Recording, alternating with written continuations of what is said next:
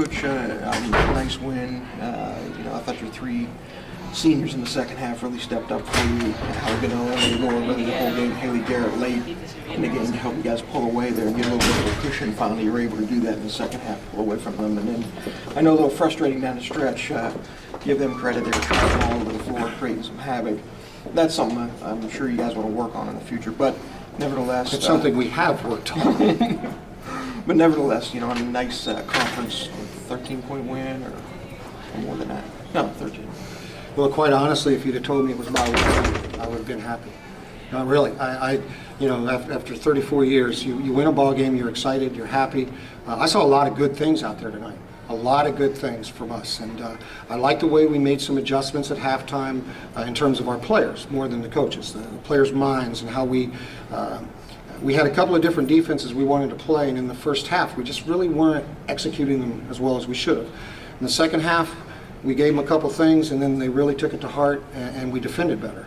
And I think that, yes, we did shoot the ball well, but, there are identities for teams, and that's part of our identity. Mm-hmm. So, for us to come out with a win like this, Notre Dame is really good. I think Cleveland State beat them by 10 or something. So they have an excellent basketball team, and, these 4-day road trips are tough.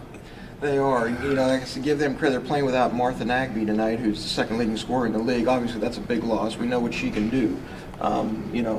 In one sense, there's a little bit of relief as a coach. Oh, she's not playing. You don't have to account for her because she can score. Actually, honestly, I will tell you the honest truth in terms of that comment from you. I told Stephanie Michael, our assistant coach, before the game, I said, when the other team's best player may not play, because I wasn't still 100% sure at that time she wasn't going to play. When they may not play, a lot of times on that given night, that team steps up big time, and everybody pulls together. And they don't start having a problem until that player's been out for 5 games and the realization sets in. And so, Katie Hines is an excellent coach. Used to be at Wheeling Jesuit, played at Mentor High School. We saw her play when she was in high school. She was a coach on the floor when she was a player. She was a really good assistant coach at Wheeling Jesuit, good head coach, now a really good head coach at Notre Dame. So her kids play unbelievably hard.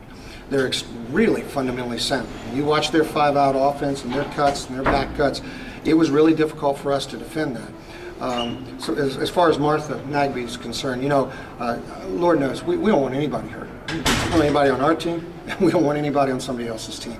But I will tell you this, I'm not going to cry about it because we've got two starters that have been out the whole season.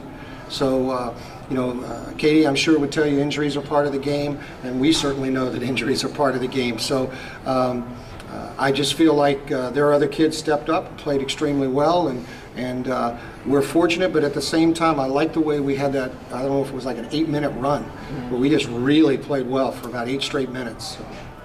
All right, good.